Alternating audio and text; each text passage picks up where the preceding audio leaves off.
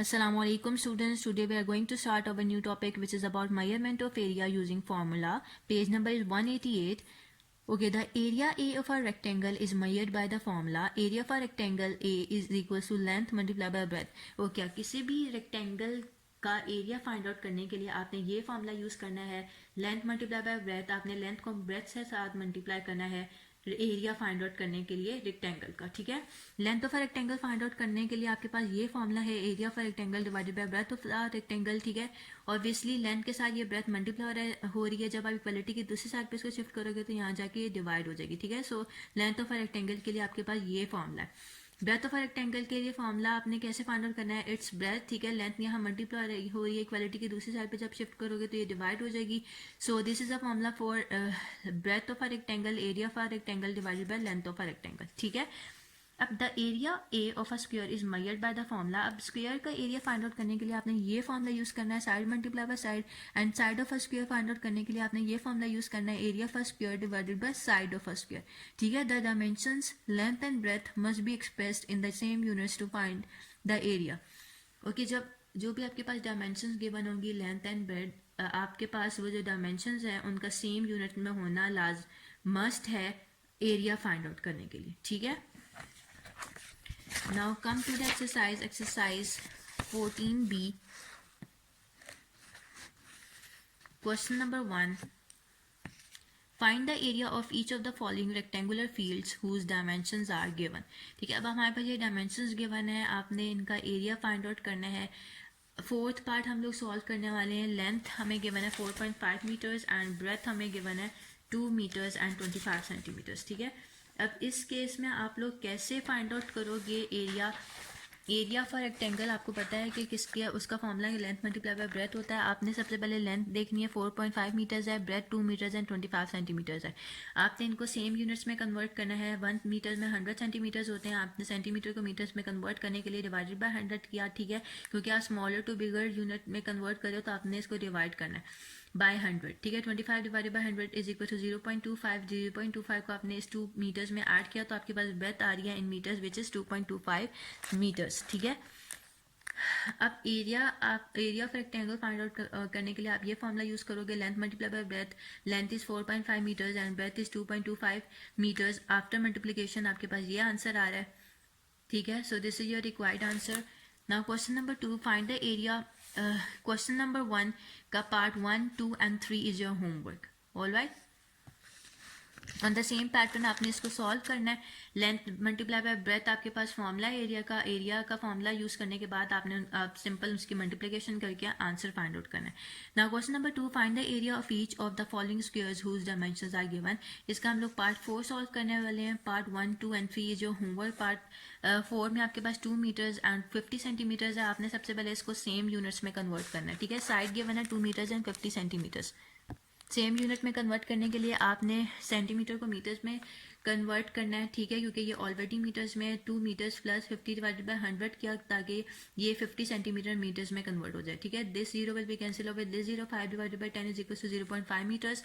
2 plus 0.5 is equal to 2.5 metres. अब area of square find out करने के लिए आपने सिंपली साइड के साथ मल्टीप्लाई किया तो आपके पास 2.5 multiply by 2.5 is equal to 6.25 metre square answer आ रहा है. ठीक है, इसका पार्ट 1, 2 एंड 3 आपने खुद सॉल्व करना है. Now question number 3, find the breadth of a rectangular field whose length is 18 metres and area is 216 metre square. अब आपने ब्रेथ फाइंड आउट करनी है रेक्टेंगुलर फील्ड की, जबकि आपके पास लेंथ गिवन है एंड एरिया गिवन है. ठीक है, क्वेश्चन में लेंथ गिवन है 18 मीटर्स, ब्रेथ फाइंड आउट करनी है, area is 216 metre square. Area का फॉर्मूला यूज किया, area is equal to length multiply by breadth. Area की जगह आपने एरिया की वैल्यू पुट की 216 is equal to length is 18 multiply by breadth as it is, because ये हमने find out करनी है. 18 यहाँ मल्टीप्लाई हो रहा है, इक्वालिटी की जब आप दूसरी साइड पे शिफ्ट करोगे तो डिवाइड हो जाएगा. आफ्टर कैंसिलेशन आपके पास आंसर आ रहा है 12 metres which is breadth of a rectangular field. ठीक है, now question number 4, determine the length of a plot of land 16 meters wide and whose area is 336 meter square. अब आपके पास आपने लेंथ फाइंड आउट करनी है प्लॉट ऑफ लैंड की. ठीक है, जिसकी विड्थ गिवन है 16 मीटर्स एंड एरिया है 336 मीटर स्क्वायर, ठीक है। लेंथ फाइंड आउट करनी है, विड्थ और ब्रेड्थ आप सेम होती हैं, ठीक है।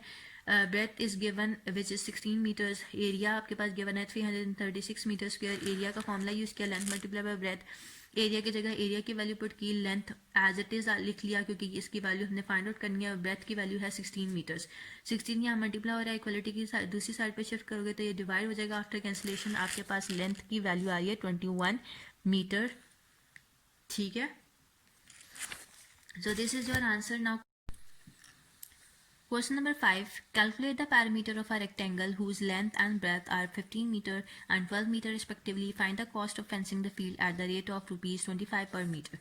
ओके, अब आपके पास जो है क्वेश्चन में लेंथ एंड ब्रेथ गिवन है, आपने पैरामीटर फाइंड आउट करना है रेक्टेंगल का, ठीक है, एंड देन आपने कॉस्ट फाइंड आउट करनी है किस रेट पे, एट द रेट ऑफ ₹25 पर मीटर, ठीक है। आपने सबसे पहले तो पैरामीटर फाइंड आउट करने के लिए उसका फॉर्मूला यूज़ करना है which is 2 into length plus breadth, length is 15 metres and breadth is 12 metres, दोनों को ऐड करने के बाद उसको 2 के साथ मल्टीप्लाई किया, 2 के साथ मल्टीप्लाई करने के बाद आपके पास पैरामीटर आ रहा है 54 metres.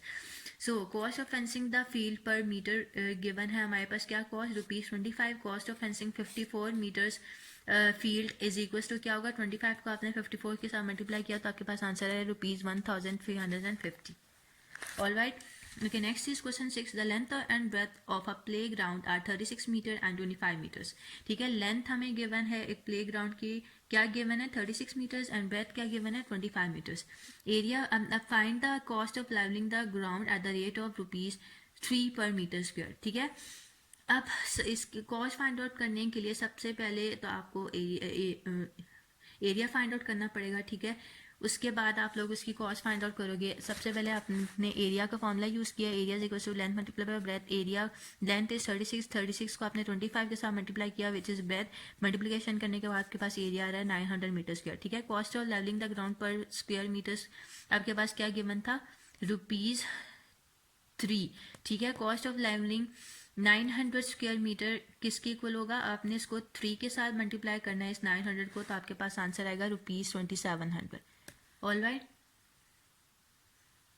so this is your answer.